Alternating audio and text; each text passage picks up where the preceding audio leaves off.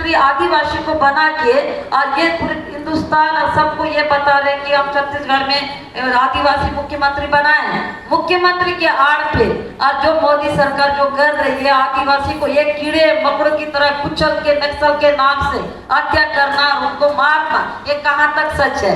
इस बात को आप सबके सामने मैं बोले कम समय में रखूंगी पर विस्तार से रखूंगी, वो रखूंगी जो 100% सच है।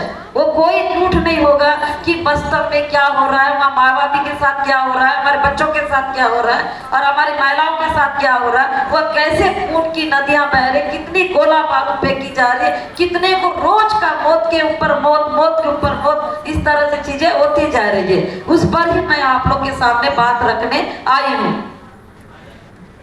இன்று நான் இந்த நிகழ்விற்கு வந்திருக்கிறதுனுடைய முக்கிய நோக்கமாக நான் கருதுறது, இங்கே இருக்கக்கூடிய உங்களுக்கு பஸ்தர்ல நடைபெற்று கொண்டிருக்கக்கூடிய அவலங்கள் என்ன, அட்டூழியங்கள் என்ன என்பதை 100% முழுமையான உண்மையான தரவுகளோடு உங்கள்கிட்ட சொல்லணும் அப்படிங்கிற ஒரு நோக்கத்தோடு தான் வந்திருக்கிறேன். நான் சொல்லக்கூடிய ஒவ்வொரு தரவுகளும் அதை மையமாக வைத்துதான் இருக்கிறது. பஸ்தர்ல நீங்கள் என்ன நடந்து கொண்டிருக்கு நீங்க செய்திகளாக வருதோ அது மட்டும் உண்மையான செய்தி அல்ல. அதை தாண்டி அங்கே மக்கள் ஒரு இனப்படுகொலைக்கு ஆளாகி கொண்டிருக்கிறார்கள். அங்கே அரசாங்கம் இப்போது இருக்கக்கூடிய அமித்ஷா, மோடி போன்றவர்கள் எல்லாம் அவர்களை எப்படி அநியாயமாக கொலை செய்து கொண்டிருக்கிறார்கள். இந்த நாட்டில் மக்களாக ஏனைய ஒரு இந்திய குடிமகனுக்கு கிடைக்கக்கூடிய எந்த ஒரு உரிமைகளில் இருந்தும் அவர்கள் எப்படி வேறுபாடோடு நடத்தப்படுகிறார்கள் என்பதை சொல்லுவதற்காக வந்திருக்கிறேன். பஸ்தர்ல இருக்கக்கூடிய ஒவ்வொரு ஆதிவாசிகளும் ஒரு மனிதர்களை போல் அல்லாமல் ஒரு பூச்சிகளாக, ஒரு சின்ன ஒரு எறும்பு மாதிரியாக தான் நடத்தப்படுகிறார்கள். அதற்கு என்ன முக்கியத்துவம் கொடுக்கப்படுமோ ஒரு காட்டில், அந்த மாதிரியான ஒரு முக்கியத்துவம் தான் அந்த மக்களுக்கு கொடுக்கப்படுது.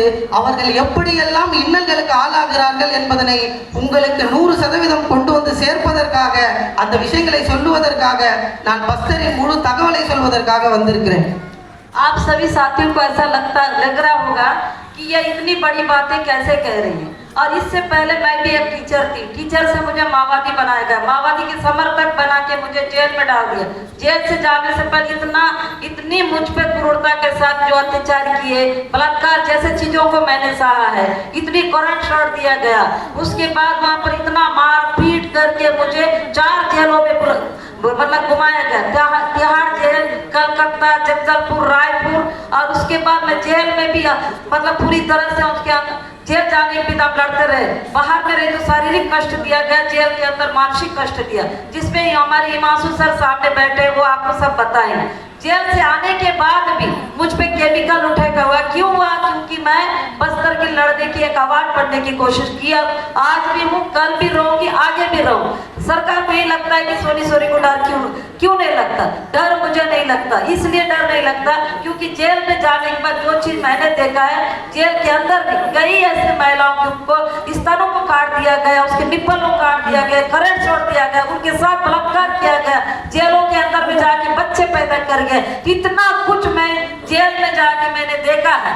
उसके बावजूद मेरे अंदर भी एक अलग जोश, अलग क्रांति, अलग चीज आई। ये किताबों से नहीं आई, ये जेल की जिंदगी ने मुझे दिया है। तो मैंने जेल में रहते एक ही चीज सोचा है, हम जब तक जिंदा रहेंगे तो हमारे बस्तर और भारत के जो ऐसे नागरिक, ऐसे दलित, ऐसे समाज के लिए हम हमेशा लड़ेंगे। और बस्तर के सिवाय पूरे भारत देश के लिए उन अल्पसंख्यक के जो दलित है, चाहे उसमें मुस्लिम की बात हो तो दलित, आदिवासी, सबके लिए हमारी आवाज, क्योंकि भारत देश में हम ही इतना शोषित मतलब जुल्म शहर है। इससे हमको ताकि जेल ना जाती तो शायद मैं इतना ज्यादा मेरे अंदर वो ताकत और वो क्रांति वो चीज नहीं आती है। और ये शरीर तो एक जिंदा लाश है, लेकिन वो जिंदा लाश बन के आप लोग के सामने आके एक ताकतवर से हमेशा छत्तीसगढ़ की पुलिस एक तरफ, हम एक तरफ, इस तरह से वहां पर आप लड़ाई करते हैं। நான் பஸ்தருக்காக போராடி அந்த மக்களின் உரிமைகளுக்காக குரல் கொடுத்து என்னை அதற்காக சிறையில் தள்ளினாங்க, ஜெயிலில் வைத்து சித்திரவதை செய்தார்கள். அப்படி சித்திரவதை ஆக்குனது மட்டும் இல்லாம எனக்கு கரண்ட் ஷாக் கொடுத்து அந்த அளவிற்கு என்னை மொத்தமாக இந்த போராட்ட களத்தில் இருந்து அப்புறப்படுத்த வேண்டும் அப்படிங்கிற நோக்கத்தோடு என் மீது மிகப்பெரிய கொடுமைகளை சிறையில் வைத்து என் மீது நிகழ்த்தினார்கள். இதுவெல்லாம் நான் இந்த போராட்டத்தில் இந்த மக்களுக்கான உரிமை குரலில் நிற்கக்கூடாது என்ற ஒரு நோக்கத்திற்காக செய்தார்கள். ஆனால் அந்த அந்த சிறையில் நான் பார்த்த விஷயம், அங்கே இருக்கக்கூடிய பெண்களுக்கு நடைபெற்ற இன்னல்கள், அவங்க தங்களுடைய குழந்தைகளுக்கு பால் கொடுப்பதற்காக இருந்த தாய்மார்கள், நார்மலாக இருக்கக்கூடிய பெண்கள் எல்லோருடைய மார்பகங்கள்ல இருக்கக்கூடிய அந்த பால் கொடுக்கிற அந்த நிப்புல கட் பண்ற அளவிற்கான ஒரு கொடூரங்களை எல்லாம் அந்த சிறையில் செய்து கொண்டிருந்தது அந்த சத்தீஸ்கர் அரசாங்கம். அங்க இருக்கக்கூடிய காவல்துறை அவர்கள் செய்து கொண்டிருந்த அந்த அட்டூழியங்களையும் அராஜகங்களையும் ஒன்றொன்றாக பார்த்து அந்த சிறையின் அனுபவம் தான் என்னை இன்னும் இந்த போராட்ட களத்தில் பஸ்தரின் மக்களுக்காக, உரிமை குரலுக்காக நிற்பதற்கான ஒரு போராளியாக, ஒரு ஆக்டிவிஸ்டாக, இன்று அந்த மக்களுக்கு என்ன ஆனாலும் நான் இறந்து போன ஒரு சடலமாக இருப்பதை விட தற்போது உயிரோடு இருக்கக்கூடிய ஒரு சடலம் என்று என்னை நினைத்து கொண்டு நான் அந்த மக்களின் உரிமைகளுக்காக போராட வந்திருக்கிறேன். இன்னும் எத்தனை இன்னல்கள் வந்தாலும் நான் அவர்களுக்காக குரல் கொடுப்பேன், குரல் கொடுத்து கொண்டே இருப்பேன் என்பதனை தெரிவிக்கிறேன். अब हम बस्तर के बारे में बात करेंगे। अब उसके पहले मतलब जैसे मेरे पति हैं, मेरे पति को भी किस तरह से उन्होंने जेल ले गया, नक्सल के समर्थक नक्सल होना बता, उनको भी एक इतनी अधमरा एक सांप की तरह लेते रहे और उसको जेल में उनको मारे और उसके अधमरा करके हमारे मेरे घर में ले जाकर दिए। वो 2 महीना तक खत्म हो गए और हमको जैसे जैसे अब मैं भी जेल में ही मर जाती।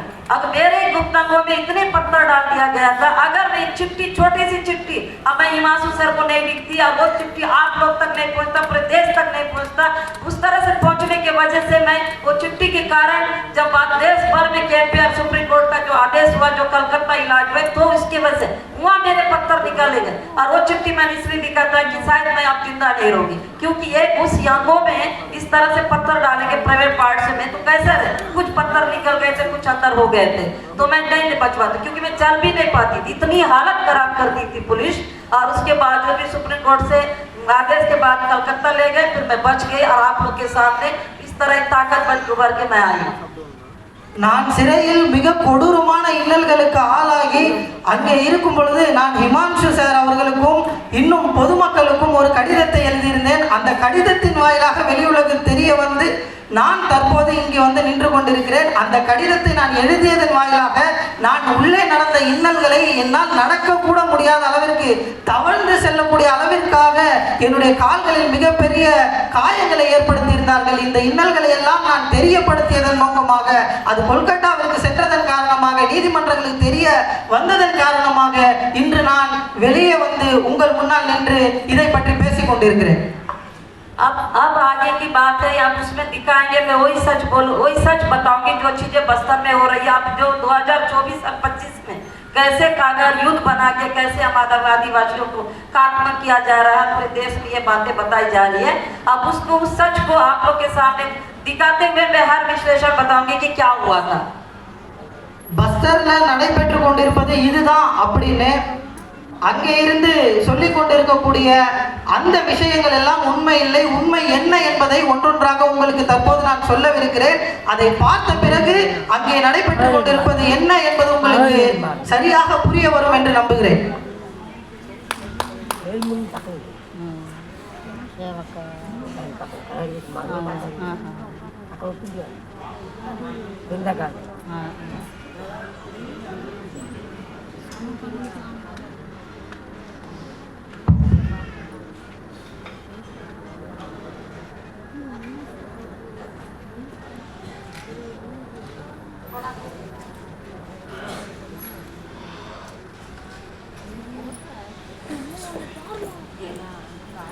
ये आप जो देख रहे हैं ये चीज क्या है, ये एक मतलब हमारी मानव जाति है, उनको मार दिया गया। मारने के बाद मतलब 6 दिन तक वो डेड बॉडी को पुलिस बना सरकार, हमारी छत्तीसगढ़ सरकार रखी और उसके बाद भी हम जा रहे थे, बोल रहे हैं कि वो लाश दो, लाश नहीं दिया जा, ऐसे 31 लोग 31 कितने लोगों को मार के वहाँ ला के अपना अस्पताल में रखे थे। और रखने के बाद जब हम लोग को पता चला कि हमको ये लाश क्यों नहीं दिया जाए, लाश दे दीजिए, लाश नहीं दिया गया, ये पूरे कीड़े लग चुके थे, उसके बाद लाश दिए। इसका मतलब क्या है आप लोग बताएं, इसलिए क्योंकि वहाँ कोई सही व्यक्ति को नहीं मारा जाता, वो किसी और, जैसे कि उदाहरण के लिए नाम होता है बीमा जोगा, जोगा को मार के बीमा बताया जाता है, इसलिए कीड़े लगने की स्थिति ला के खड़ा कर देते हैं ताकि पहचान नहीं पाए। बिना पहचाने उनको लेके जाओ और अंतिम संस्कार कर लो, तो ये कहाँ तक सच है? एक तरफ बोलते हैं कि यहाँ पर माइनिंग करने नहीं दे रहे, विकास करने नहीं दे, विकास कैसे दें हम? इस तरह हमारे आदिवासी भाई पर ऐसे कीड़े लगा के लाद दे। जब आदिवासी वो जिंदा रहता बंदूक की नोक से भागता है, रात दिन हर तरफ से भगा भगा के उनकी जिंदगी को तहस-नहस किया जाता है, और जब मरने के बाद कीड़ा उसको खा देता है, तो हमारा जीवन क्या है? நீங்கள் பார்த்து கொண்டிருக்கக்கூடிய இந்த விஷயம் நான் ஆக்சுவலா கொஞ்சம் தூய தமிழ்ல சொல்லனாலும் புரிஞ்சுப்பீங்கன்னு நினைக்கிறேன். அதாவது இந்த சடலம் அப்படிங்கிறது காவல்துறை அங்கே சிலரை கைது செஞ்சு கொண்டு போய் வச்சு அவர்களை கொலை செய்து விட்டு அந்த கொலைக்கு பிறகாக 7 நாட்கள் கழித்து அந்த சடலங்களை அவர்களுடைய குடும்பத்துல கொண்டு வந்து கொடுக்குது. அப்படி கொடுக்கும்போது அந்த சடலத்தில் புழு பூத்து இருக்கக்கூடிய புழுக்கள் எல்லாம் இருக்கக்கூடிய அளவிற்கு அந்த ஐடென்டிட்டின்ற அந்த அடையாளமே தெரியாத அளவிற்கான ஒரு சடலங்களை தான் கொடுக்குது. ஏன் இந்த மாதிரியான சடலங்களை காவல்துறை கொடுக்குது? ஒருத்தரை சாகடிச்சதுக்கு பிறகு எங்களுக்கு ஏன் 7 நாட்கள் கழிச்சு இப்படி தராங்க அப்படின்னு பார்த்தா அந்த அடையாளம் உண்மையாகவே அந்த குடும்பத்தினருக்கு தெரியக்கூடாது என்பதுதான் அவர்களுடைய நோக்கம். இப்ப ஜோமா அப்படின்னு சொல்லிட்டு ஒரு நபரினுடைய சடலம் என்று கொண்டு வந்து கொடுப்பாங்க. ஆனா அது பீமாவினுடையதாக இருக்கும். இது யாருடைய சடலம் என்பதே அந்த மக்களுக்கு தன்னுடைய தந்தைக்கோ தன்னுடைய மனைவிக்கோ தன்னுடைய தாயாருக்கோ இது தன்னுடைய மகள் தானா கணவன் தானா என்று தெரியாத அளவிற்கு தான் அந்த சடலங்களை கொண்டு வந்து அவர்கள் கொடுக்கிறாங்க. இந்த ஆதிவாசிகள் எல்லாம் தங்கள் உயிரோடு இருக்கும் போது தங்களுடைய உழைப்பை கொடுத்து முழு நேரமும் உழைத்திருக்கக்கூடிய அவர்கள் இவர்களுடைய கையில சிக்கி இறந்ததுக்கு அப்புறம் இப்படிப்பட்ட ஒரு சடலங்களாக தான் அந்த குடும்பத்திற்கு கிடைக்கிறது. ये जो लाश है ये इस तरह से लाशों को दिया जाता है। कोरोना के समय ये किट दिया जाता था। अब उसी कोरोना का किट में मतलब आदिवासियों को जाते हैं, घर में सोए रहते हैं, या कोई खेती करने के लिए खेत जाते हैं, जंगल के लिए अपना मूलतन तोड़ने जाते हैं। इस तरह से आदिवासी लोग जब इधर उधर घूमते रहते हैं या रात में उठा के ले जाते हैं और मार देते हैं। मारने के बाद मुठभेड़ ये एनकाउंटर बोलते हैं, जो फर्जी रहता है वो सही नहीं रहता है। पूरे देश को लगता है कि ये माओवादी को मारे, लेकिन ऐसा नहीं है, वो आदिवासी रहता है। उस किट को हम ये बोलते हैं इसको पूरा डेड बॉडी दिखाओ, इसमें वो है या नहीं है, तो बस चेहरा दिखाएंगे, चेहरा भी पूरी तरह गल जाए रहती है, उसको पूरी तरह नोचे रहते हैं, तो अब कैसे पता चलेगा ये व्यक्ति हमारा है या भी नहीं है? फिर भी हमारे आदिवासी भाइयों को क्या बोलते हैं, इसको उठा के ले जाओ, नहीं तो हम लोग इसको अंतिम संस्कार या इसको दफन कर देंगे। तो उस डर से उठा के ले जाओ। इस किट के आगे कोई लाश नहीं दिखाया जाता है, कुछ नहीं किया जाता है। पोस्टमार्टम भी बिना परिवार पे आए बिना उनका पोस्टमार्टम करके सब पैक करके रख देते हैं। उसके बाद बुलाते हैं, जबरदस्ती अंगूठा लगवाते हैं और उसके बाद सबको देश भर में बताते हो माओवादी को मार गिरा। माओवादी नहीं होता, उसके पीछे एक आदिवासी होता है, एक किसान होता है, वो लोग होते हैं। लेकिन यहाँ पूरे देश में माओवादी और इनके पीछे 4 लाख 5 लाख एक इनाम रखा जाता है। उस इनाम के बारे में नहीं बताते। जब जिंदा रहता है उस समय कोई इनाम नहीं बताते, जिंदा रहता है उसका अपराध के बारे में नहीं बताते। मरने के बाद इतने केस में अपराध है, इतना लाख का इनामी है, ये माओवादी है, जबकि ये सच नहीं है। ये एक आदिवासी इस किट के अंदर भरे रहते हैं। காடுகள்ல வேலை பார்த்து கொண்டிருக்கக்கூடிய ஆதிவாசி மக்களை பிடிச்சு கொண்டு போய் காவல்துறை இவர்கள் எல்லாம் மாவோயிஸ்ட், இவங்கள் எல்லாம் நக்சல் அப்படின்னு சொல்லி அவர்களை என்கவுண்டர் செஞ்சு அவர்களை சாகடிக்கிறாங்க. அப்படி சாகடிச்ச பிறகு அவர்கள் திருப்பி கொடுக்கக்கூடிய சடலங்கள் என்பதுதான் நீங்க பார்த்து கொண்டிருக்கிறது. கிட்டத்தட்ட 7 நாள் கழிச்சு அவர்களுக்கு அடையாளமே தெரியக்கூடாது, தெரியாது அப்படிங்கிற வகையில தான் கொடுப்பாங்க. ஏன் இப்படி கொடுக்குறீங்க அப்படின்னு கேட்டா அதற்கான பதிலையும் அவங்க சொல்ல மாட்டாங்க.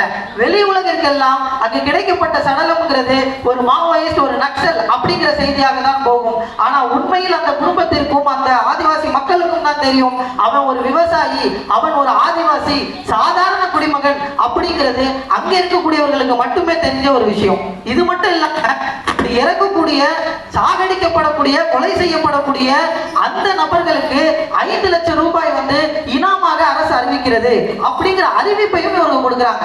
எப்படிப்பட்ட அறிவிப்பாக இதை கொடுக்குறாங்க? அவர் உயிரோடு இருக்கும் போதோ அல்லது அந்த பஞ்சாயத்தார்களுக்கோ அல்லது அந்த கிராம மக்களுக்கோ இவர் இந்த மாதிரி நக்சல்ல இருக்காரு, இவர் நக்சல்வாதி அப்படின்னு இவருக்கு ரிவார்டு கொடுத்திருக்கோம், இவருக்கு இனாம் கொடுத்திருக்கோம், இவருக்கு கொலை செய்தா இவ்வளவு சன்மானம் வழங்கப்படும் அப்படின்னு அரசாங்கம் எந்த விதமான ஒரு விஷயத்தையும் அந்த மக்களுக்கு தெரியப்படுத்துறது இல்லை. ஆனா பொதுமக்களாக இருக்கக்கூடிய அப்பாவி ஆதிவாசி ஆதிவாசி மக்களை அங்கிருந்து தூக்கிட்டு போய் அவர்களை என்கவுண்டர் செஞ்சு கொலை செய்துட்டு இந்த அளவிற்கான சடலமாக மாற்றி அதன் பிறகு இந்த சடலத்திற்கு 5 லட்சம் ரூபாய் நாங்கள் இனாம் கொடுத்தோம் அப்படிங்கிற அறிவிப்பை இந்த அரசாங்கம் செய்து கொண்டிருக்கிறது. இது எந்த வகையில் நியாயம் என்பதனை நாம் சிந்தித்து பார்க்க வேண்டும். ये भी मतलब हमारे बाढ़ क्षेत्र का है। बाढ़ क्षेत्र इंद्रावती ये हमारे नारायणपुर जिले में आता है। वहाँ पर भी बहुत लोगों को मार के लाए थे, जो 6 लोग में से इनको नहीं ला पाए क्योंकि ये जंगल जब मार दिए उस समय हो सकता है जंगल के नीचे खाई में चला गया तो इसको नहीं उठा पाए। अगर इसको भी ले आते ना, ये भी 5 लाख या 6 लाख का इनाम बताते। बाद में गाँव के लोगों ने 5 दिन ढूंढा, उसके बाद वो लाश मिली और वह जिसको चाहे उसको मार के लाना है और इनाम बताना है और डेड बॉडी को बाद में गांव वाले को देते हैं। ये जंगल में पड़ी थी लाश। ஒரு 6 நபர்கள் இறந்து போனதாக அறிவிப்பு ஒன்று வந்தது.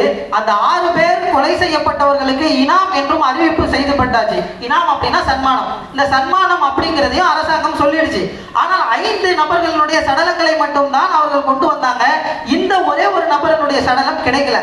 காரணம், அவர் கொலை செய்யப்படும் போது அங்க இருக்கக்கூடிய காடுகள்ல வேறு ஒரு இடங்கள்ல விழுந்து போயிருந்திருக்கலாம். அப்படி விழுந்தவர்களுடைய சடலம் கிடைக்காததுனால அங்க இருக்கக்கூடிய மக்கள் தேடி எடுத்த சடலம். ஆனால் இவரை அவர் செத்தாரா இல்ல உயிரோட இருக்காரான்னு தெரியாத சமயத்திலேயே அவர் கொலை செய்யப்பட்டவாறு அவர் கண்டெடுக்கப்பட்டார் அப்படின்னு சொன்னா அவர்களுக்கு சன்மானமாக 5 லட்சம் ரூபாய் கொடுக்கப்படும் அப்படின்னு ஒரு அறிவிப்பை, கொடூரமான அறிவிப்புகளை அந்த அரசாங்கம் கொடுத்து அங்கே வந்து அட்டூழியங்களை நடத்தி கொண்டிருக்கிறது. ये जो मां बैठी है, क्यों? ये इसलिए है कि इसके 2 बेटे मारे गए। जो कहते हैं ना, बड़ी बड़ी कंपनियों की बात करती है, अडानी जैसे, जिंदल जैसे बड़ी कंपनियों की बात मोदी करते हैं, लेकिन इस माँ के बच्चे को किसने जान दिया? कंपनी ने। क्योंकि कंपनी और एनएमडीसी जो हमारे यहाँ 80 साल से एनएमडीसी चल रहा है, जो लोहा इस्पात लोहा ले जाता है, वो जो पानी है वो जंगल के पहाड़ के नीचे में वहाँ पर डाल मतलब बह देता है, उसमें दल में फंस के कई मेरे आदिवासी मारे जाते हैं। तो इसके 2 बेटे बाजार आए थे, बाजार से वापस जा रहे थे और उस समय उस दल में फंस के दोनों बेटा खत्म हुए। वो माँ अपने बेटे को इंतजार कर रही कि मेरा बेटा कब आए, लेकिन उनके पास कहाँ जाता, तो मर चुके थे। बाद में 4-5 दिन बाद पता चलता है कि उसके बेटा उस दलदल में फंस के मर गए। आज भी एक जन का लाश नहीं मिला, एक लाश मिला। और इस जगह पे जहाँ कंपनी खोल के रखा है उसका पूरा लाल पानी, जहरीला पानी पीने के लिए मजबूर करते हैं। एक महिलाएं 8-8, 9-9 बच्चे पैदा कर रही, बच्चे नहीं बचते हैं, बच्चे मर जाते, जिंदा ही नहीं रहते। वहाँ के खान पान के लिए कोई सुविधा नहीं, खेती नहीं होती, कुछ नहीं होता। ऐसा विकास कैसे? और इधर एक तरफ पे अडानी जैसे लोग, जिंदल जैसे, आप इतना बड़ा यहाँ वहाँ पर जाने की बात सोचते, तो फिर इनको क्यों मारे? पहाड़ इनका, पहाड़ हमारा, मालिक हम, मालिक है। और अंत में देखो आज वो सर पकड़ के रो रही है, जिस पहाड़ को हम लोग ने दिया 80 सालों से, उस पहाड़ की वजह से हमारे अनगिनत लोग जहरीला पानी पी के मर रहे हैं। तो विकास कैसे? மோடி ஜி அவர் அதானி மற்றும் இந்த மாதிரி மிகப்பெரிய கார்ப்பரேட்களை பற்றி பேசுகிறார், தொழிற்சாலைகளை துவங்களை பற்றி பேசுகிறார். ஆனா இங்க இருக்கக்கூடிய இந்த அம்மாவினுடைய 2 மகன்களும் இறந்து போய்விட்டார்கள். அதுல ஒருத்தருடைய சடலம் மட்டும்தான் கிடைச்சது, இன்னொருத்தருடைய சடலம் கிடைக்கல.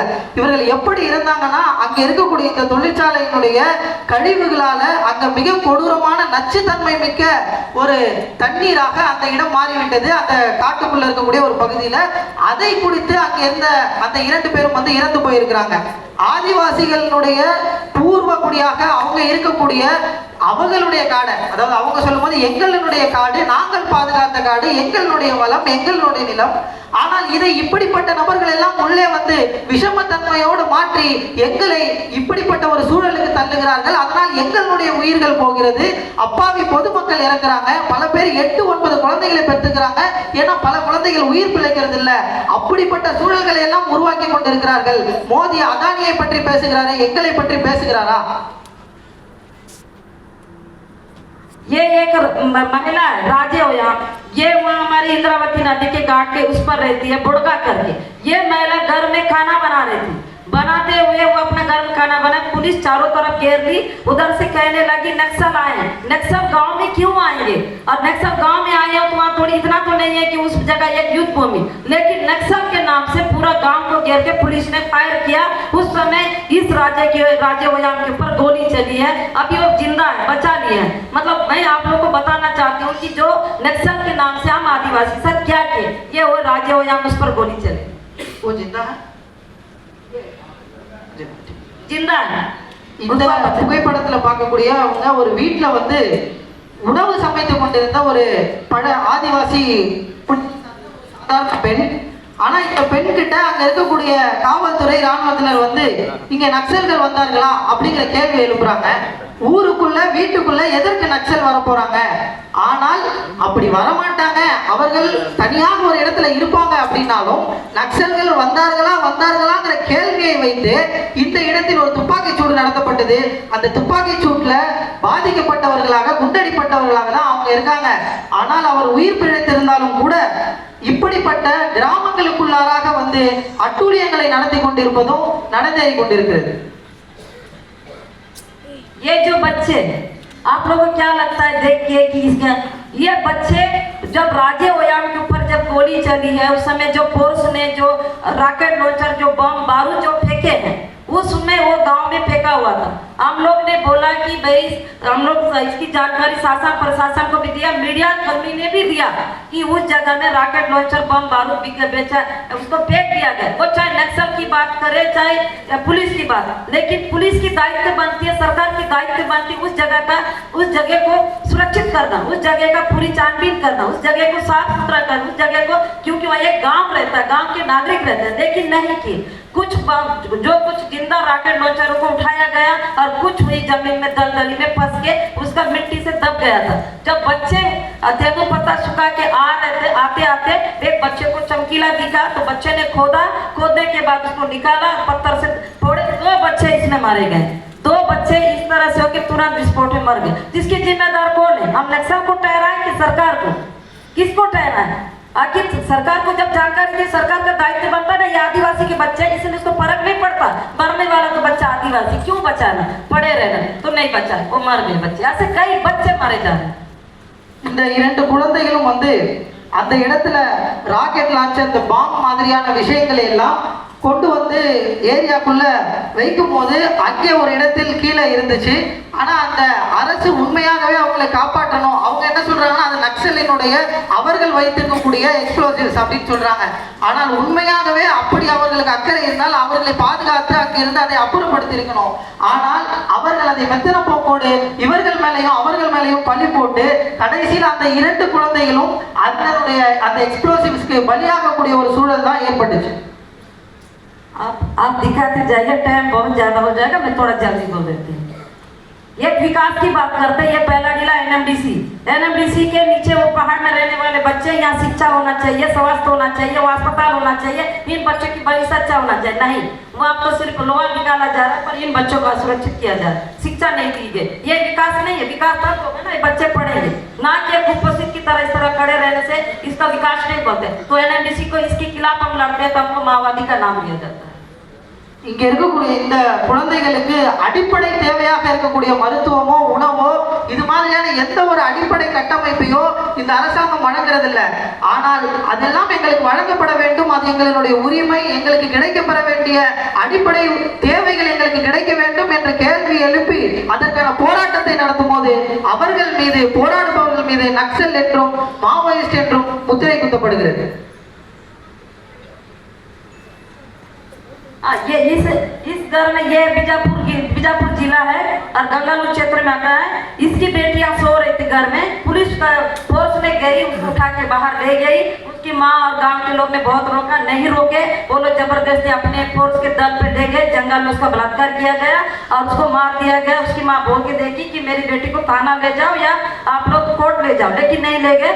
गूंगी थी, बोल नहीं सकती थी, वो थी 17 साल की लड़की, 15-16-17 साल की लड़की, उसको मार दी। पर उसकी माँ जब जंगल में गई तो एक कंगन मिला, उस कंगन से पता चला कि उसको मार दे। पर पता है वो कितने लाख की इनामी थी? गूंगी थी, कोई माओवादी नहीं थी, वो एक माँ की बेटी थी। उसको बोल दिया गया 3 लाख इनाम, मेरे पास सब उसका चीजें बैठे 3 लाख इनाम बना दिया, लेकिन वो गूंगी थी, नक्सल नहीं। அந்த தாக்கினுடைய ஒரு பெண்ணை அங்க இருக்கக்கூடிய காவல்துறையினர் வந்து இழுத்துட்டு கொண்டு போகும்போது போது ஏன் கொண்டு போறீங்க, நீங்க எங்க கொண்டு போறீங்கன்னு கேட்கும்போது காட்டுக்குள்ள அவங்க கொண்டு போறாங்க. நீங்க ஏன் அங்க கொண்டு போறீங்க, நீதிமன்றத்தின் முன்னால் சட்டத்தின் முன்னால் கொண்டு போங்கன்னு அவங்க கேட்கிறாங்க. ஆனாலும் கூட அவர்கள் அந்த காட்டுக்குள்ள கொண்டு போய் அவரை என்ன செய்தார்கள்னு தெரியாத போது ஒரு சில நாள்ல அது சடலமாக அங்கே ஒரு சடலம் காட்டுல கிடைக்குது. அந்த சடலத்தை எடுத்து பார்த்தா அது 15 வயது மிக்கத்தக்க அந்த குழந்தை, அந்த பெண்ணாக இருக்கிறது. ஸோ இந்த மாதிரியாக சட்டத்திற்கு முரணாக அவர்கள் குழந்தைகளை, பெண்களை கொண்டு போய் பலாத்காரம் செய்கிற நிகழ்வுகளும் அங்கே நடந்து கொண்டிருக்கிறது. ये जो देख रहे हैं, ये जो मेला बहन, ये गंगपुर की है और बीजापुर जिले में आती है। ये बहन घर के अंदर, ये अनगिनत महिलाओं के साथ हो रहा है, एक महिला के साथ नहीं हो रहा है, लेकिन इसका मैं आप लोग के सामने रख के बता रही हूँ कि वो घर के अंदर थी और साया निकाल के ले गया। गांव वाले सब ने उसको बचाने की कोशिश की, बंदूक की बट से उनको मारपीट किया गया। उसके बाद कुछ दूरी में ले जाके इसके साथ तब तक बलात्कार किए जब तक इसका सांस निकल नहीं गया, तब तक बलात्कार करके चिल्लाती रही, रोती रही, इतना मदद गिड़गिड़ा के मांगी, क्या करेंगे, बंदूक की नोक के मेरे आदिवासी कैसे लड़ पाएंगे जंगल के अंदर। लेकिन तब तक बलात्कार हुआ जब तक ये मरी नहीं। जब मर गई उसके बाद इसको उठा के सीधा दिल्ली में बांध के लाए और पेपर टीवी में आया 1 लाख की इनामी उस जंगल की मुठभेड़ में मारी गई। जब हम लोग अस्पताल पहुंचे, अस्पताल पहुंचने के बाद मैं इसकी बॉडी को देख के पुलिस प्रशासन सीधा बोली, सर इसके साथ बलात्कार हुआ है। जब वो गोली से नहीं बलात्कार नहीं हो, गोली से मर, चलो डेड बॉडी देख लेते हैं, उसको पता चल जाएगा। देख एक भी गोली की निशानी एक भी नहीं थी, वो सिर्फ बलात्कार करके मारे। लेकिन उसके प्राइवेट पार्ट्स पे पूरा किस तरह से उसके प्राइवेट पार्ट्स को क्या से मारे थे, किस तरह से वो बलात्कार करके कैसे कर, उसका प्राइवेट पार्ट्स वो बस इतना वो हो गया था, लेकिन बाकी बॉडी ठीक थी। ये हमारे बस्तर की महिलाओं के साथ हो रहा है। एक महिला नहीं, अनगिनत महिलाओं ये रोज का सामना करना पड़ता है। இந்த பெண் பாலியல் ரீதியாக மிக கொடூரமாக பாலியல் வன்கொடுமைக்கு உள்ளாக்கப்பட்ட நபர். காட்டில் கொண்டு போய் வச்சு அவரை பாலியல் ரீதியாக வன்கொடுமை செய்து கொலை செய்திருக்கிறார்கள். அதன் பிறகாக அவங்களுடைய சடலத்தை ஒப்படைக்கும் போது அங்கே ஒரு ஃபார்மாலிட்டிக்கான போஸ்ட்மார்ட்டம் அப்படின்னு ஒன்று நடக்கும். அது ஏற்கனவே அவங்களுடைய பேச்சிலே அவங்க சொல்லியிருந்தாங்க. அவங்களாக சடலத்தை கொண்டு போய் போஸ்ட்மார்ட்டம் செஞ்சுட்டு அந்த குடும்பத்தில் இருப்பவர்கள்ட்ட கட்டாயமாக கைரேகையை பெற்றுக்கொண்டு இதுதான் உங்களுடைய சடலம் அப்படின்னு சொல்லி கொடுத்துருவாங்க. அப்படி ஒரு பாலியல் ரீதியாக வன்கொடுமை செய்யப்பட்டு கொலை செய்யப்பட்ட ஒரு பெண் தான் அவங்க. ஆனா இதை போய் அந்த இடத்துல எப்படி இது வந்து வெறும் கொலை அப்படின்னு சொல்றீங்க, இவங்க ஏன் பாலியல் ரீதியாக துன்புறுத்தப்படலைன்னு சொல்றீங்கன்னு கேட்டா அதற்கான பதிலை எங்கே ஆதாரம் இருக்குது நம்மகிட்டே கேட்கிறாங்க. ஆனால் அந்த பெண்ணினுடைய பெண் உறுப்பை பார்த்தாலே தெரியும் அது எந்த அளவிற்கு சிதைந்து போயிருக்கிறது, அதில் எந்த அளவிற்கான கொடூரங்களை நடத்தி இருந்தால் பாலியல் ரீதியாக அந்த பெண்ணினுடைய பெண் உறுப்பு இப்படி இருக்கும் என்பதனை பார்த்தாலே தெரியும். அது மட்டுமே போதுமானது.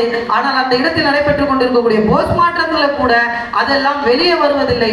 ஆனால் வெளி உலகிற்கு அந்த இடத்துல ஒரு மாவோயிஸ்ட் நக்சல் கொலை செய்யப்பட்டாருங்கிற செய்தி மட்டும்தான் வருது. ஆனால் உண்மையிலேயே அது ஒரு அப்பாவி ஆதிவாசி பெண் என்பதனை நான் தெரிவித்துக் கொள்கிறேன். आप सभी चेन्नई की जनता से और यहाँ के सारे साथियों से जो बैठे हैं उनसे यही मेरा सवाल है, हम किस भारत पे रहते हैं? हमारा भारत देश तो ऐसा नहीं था, हम भी सुनते थे भारत एक अलग किस्से का एक ऐसा कानून और ऐसा देश था। फिर आज इतना हथियार करने वाला भारत देश कैसे बना? हमारा छत्तीसगढ़ सीधा हत्या करने वाली कैसे बना? अब आज के डेट में वहाँ पर जब मैं 2024 और 25 की बात करके जो कागार युद्ध की बात कर रहे हैं और सरकार एक तरफ बोलती है शांति वार्ता होना चाहिए, दूसरी तरफ पूरी गोली चला के एक को कत्ल कर रही है, पकड़ के कत्ल कर रही है। एक माओवादी मरने से मेरे आदिवासी कुछ नहीं तो 15-20 ऐसे मरते हैं। वो कैसे? जैसा कांकेर में हुआ 29 लोग को मारा गया, लेकिन उसमें से कितने माओवादी मारे गए होंगे? उस माओवादी को मारे मेरे वहाँ की 20 लोग लगभग आदिवासी मारे गए। और एक पिड़िया में वो पूरा 12 के 12 आदिवासी थे, निर्दोष थे। करचोली में 14 लोग को मारे, वहाँ कोई माओवादी नहीं था। और वैसे गंगपुर में वहाँ भी माओवादी के नाम से मारे, वहाँ 2 माओवादी की बात बता के बाकी गरमेट थे। नेशनल पार्क में 30 लोग को मार, मेरा कहना एक नक्सल लीडर को मारना, इतने आदिवासी को मारना, कल के लिए सोनी अगर कोई अपराध करती सोनी को मारने के लिए क्या पूरा बस्तर को आग लगाना पड़ेगा? बस्तर की पूरी जनता को मारना पड़ेगा? नहीं ना, बेरा है तो मेरे से लड़ाई करे ना कि बस्तर से। तो वहाँ यही हो रहा है। நக்சல் மீது போர் தொடுக்கிறோம், நக்சல்களை ஒழிக்கிறோம் அப்படின்னு சொல்றதா இருந்தா இந்த அரசாங்கம் ஒரு பக்கம் என்ன சொல்லுது, இங்க அமைதி நிலவணும், அதற்காக தான் எங்களுடைய நடவடிக்கைகளை நாங்கள் மேற்கொள்றோம், அமைதி தான் முக்கியம் என்ற பேச்சை பேசுது. ஆனா இன்னொரு பக்கம் குறிப்பிட்டு ஒரு சில நக்சல் நபர்களாக இருக்கக்கூடியவர்களில் ஒருவரை நாங்கள் கொலை செய்கிறோம் அப்படின்னு சொல்லி, அவரை நாங்கள் கொல்ல போறோம் அப்படின்னு சொல்லி பஸ்தர்ல இருக்கக்கூடிய ஒட்டுமொத்த ஆதிவாசிகளையும் கொன்று குவித்து கொண்டிருப்பது எந்த வகையில நியாயம்? அவர்களை குறிப்பாக இப்ப சோனேஸ்வரி அப்படிங்கிற என்னை கொலை செய்யணும்னா நேரா வந்து என்னை நீங்க கொல்லலாம். ஆனால் நான் இருக்கக்கூடிய பஸ்தர் முழுவதும் வந்து என்னை கொலை செய்யறங்கிற பேர்ல அங்க இருக்கக்கூடிய ஒட்டுமொத்த மக்களையும் ஆதிவாசி சாதாரண விவசாய மக்களையும் கொன்று குவிச்சுட்டு 12 பேர் இந்த இடத்துல மாவோயிஸ்ட் கொலை செய்யப்பட்டாங்க, 30 நபர்கள் இந்த இடத்துல கொலை செய்யப்பட்டாங்க, 34 மாவோயிஸ்டுகள் இங்கே கொலை செய்யப்பட்டாங்க அப்படிங்கிற செய்திகளை மட்டும் நீங்க வெளியிட்டு இருக்கீங்க. ஆனா உண்மையில் அங்கே கொலை செய்யப்பட்டவர்கள் யாரும் நக்சல்களோ மாவோயிஸ்டுகளோ இல்லை. அவர்கள் எல்லாம் வேட்டையாடப்படக்கூடிய இவர்கள் நக்சல்களை கொல்கிறோம் என்ற பேர்ல அரசாங்கமே அங்க இருக்கக்கூடிய ஆதிக்குடிகளை, ஆதிவாசிகளை, அங்க இருக்கக்கூடிய பஸ்தர் மக்களை கொன்று குவித்துக் கொண்டிருக்கிறது. இது எந்த வகையில் நியாயம் என்பதை நாம் சிந்தித்து பார்க்க வேண்டும்.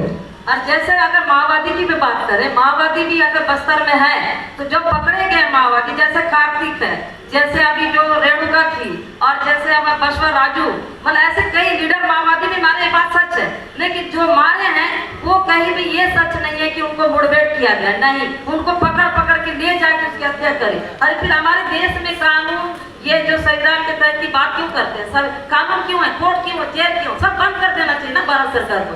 जब ये लोग खुद ही जाकर हत्या करके उसका पूरा खत्म कर रहे हैं, फिर कानून किसके लिए जरूर? तो उनको अगर पकड़े में आते हैं तो उनको जेल ले जाए, जेल के नाम जेल पर कार्रवाई करे, कोर्ट पे कार्रवाई करे, तब तो होगा ना। ये ऐसा हत्या करने वाली का इससे हिंसा बढ़ेगी, खत्म नहीं होगा। और माओवादी वह जो बोल रहे हैं कि इंसान मर सकता है, माओवादी का शरीर चाहे, विचार कभी खत्म नहीं होगा। सरकार वो बहुत गलत स्टैंड ले रही है, इससे माओवादी कभी खत्म नहीं होगी। இவர்கள் நக்சல்களை ஒழிக்கிறோம், மாவோயிஸ்டுகளை ஒழிக்கிறோம்னு சொல்லி அங்கே கொலை செய்யப்பட்டதாக சில குறிப்பிட்ட நக்சல் போராளிகளை, அங்கே இருக்கக்கூடிய நக்சல் நபர்களை எல்லாம் அறிவிப்பு செய்திருக்கிறார்கள். அதில் உண்மையிலே ஒரு சிலர் கொலை செய்யப்பட்டவர்கள், ஆனால் உண்மையாக அவர்கள் தேடுதல் வேட்டையில் கொலை செய்யப்பட்டவங்க அல்ல. இந்த அரசாங்கம், இந்த குறிப்பாக அந்த காவல்துறை எல்லாம் போய் அங்கே இருக்கக்கூடிய அவர்களை பிடித்த பிறகும் 2, 3, 4 நாட்கள் என்று வைத்து அவர்களை சித்திரவதை செய்து அதன் பிறகாக கொலை செய்து அறிவிப்பை கொடுக்குது.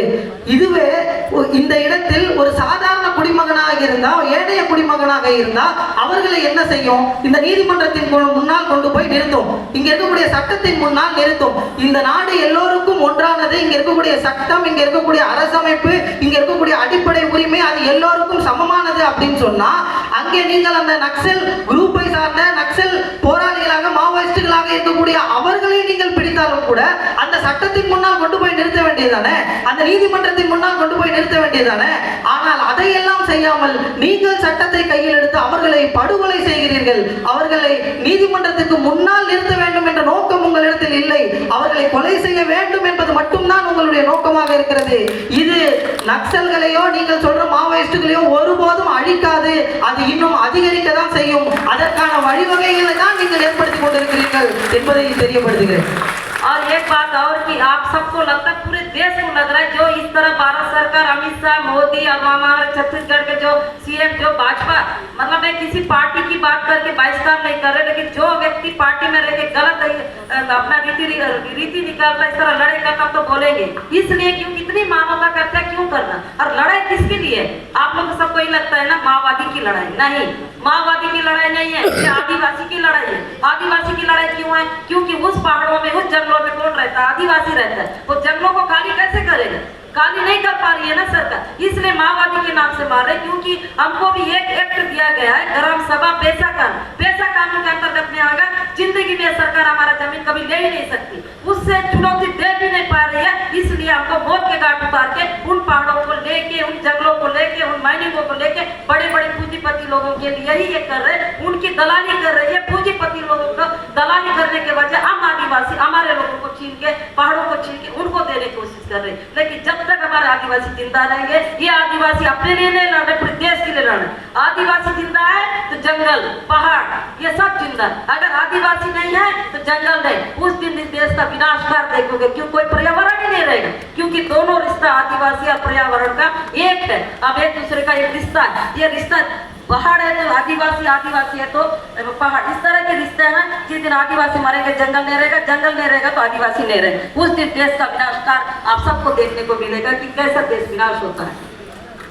இந்த போராட்டம் அப்படிங்கிறது இந்த நாட்டிற்கு எப்படி தெரியப்படுத்தப்படுதுன்னா, நக்சல்களுக்கும் அரசாங்கத்திற்குமான போராட்டம். அங்க இருக்கக்கூடிய மாவோயிஸ்டுகள் போராடி கொண்டிருக்கிறாங்க, அவங்க இந்த அரசுக்கு எதிராக போராடி கொண்டிருக்கிறாங்க அப்படிங்கிற செய்தியை இந்த நாட்டின் ஏனைய மக்களுக்கு சொல்லி கொண்டிருக்கிறாங்க.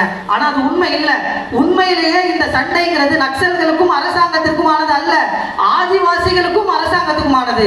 ஏன் அப்படின்னா அங்க இருக்கக்கூடிய காடுகள் அந்த பூர்வகுடி மக்களான ஆதிவாசி மக்களான அவர்களுடைய காடு, அவர்களுடைய நிலம், அவர்களுடைய வளம், இவை அனைத்தையும் அவர்களிடமிருந்து பிடுங்கி கார்ப்பரேட்டுகளுக்கும் மிகப்பெரிய அதானிகளுக்கும் அம்பானிகளுக்கும் மாதிரியான நபர்களுக்கு கொடுக்க இந்த அரசாங்கம் திட்டமிடுது. அதற்காக அவர்களை கொலை செய்து அதற்காக அவர்களை கொன்று குவிக்க வேண்டும் என்று நினைக்குது. இதனால் அந்த ஆதிவாசி மக்கள் அந்த காடுகளை பாதுகாக்க வேண்டும் என்பதற்காக போராடுகிறார்கள், எதிர்ப்பு குரலை கொடுத்துக் கொண்டிருக்கிறார்கள். உண்மையில் இது இந்த நாட்டின் ஒரு பகுதியை சார்ந்த பூர்வகுடியாக இருக்கக்கூடிய ஆதிவாசி மக்களுக்கும் அவர்களுடைய நிலத்தை பாதுகாப்பதற்காக அரசாங்கத்திடம் போடக்கூடிய ஒரு சண்டை தானே தவிர இதை வெறும் நக்சலுக்கும் அரசாங்கத்துக்கும் மாவோயிஸ்டுக்கும் அரசாங்கத்துக்கும் நடக்கிற சண்டை அப்படின்னு சுருக்கிவிட முடியாது. இந்த காடு எப்போது வரை இருக்கிறதோ அப்போது வரை தான் அந்த ஆதிவாசிகள் இருப்பாங்க, அவங்க பழங்குடியினர் இருப்பாங்க. அந்த பழங்குடியினருக்கும் ஆதிவாசிகளுக்கும் அந்த காடுக்கும் இருக்கக்கூடிய பிணைப்புங்கிறது அவ்வளவு ஒரு ஆத்மார்த்த பந்தமானது. அதை பிரிக்கணும், அதை பிடுங்கி இன்னொரு இடத்துல கொடுக்கணும் அப்படின்னு இந்த அரசாங்கம் நினைக்கும்னா ஆதிவாசிகள் அவர்களுடைய வளத்தையும் நிலத்தையும் பாதுகாப்பதற்காக கடைசி வரை களத்தில் நின்று போராடி கொண்டுதான் இருப்பார்கள் என்பதை உறுதியாக தெரிவித்துக் கொள்கிறேன். सबसे मेरे निवेदन है कि बस्तर को बचाना है तो बस्तर आप लोग आइए। आप सबका बस्तर है, हमारा ही नहीं है। उस बस्तर में कैसे खनिज संपदा कैसे है, अगर आदिवासियों पर आप इतनी कुर्बानियां दे रहे, अभी से नहीं बरसों से दे रहे हैं। आदिवासी को क्या चाहिए? आदिवासी को चाहिए जंगल।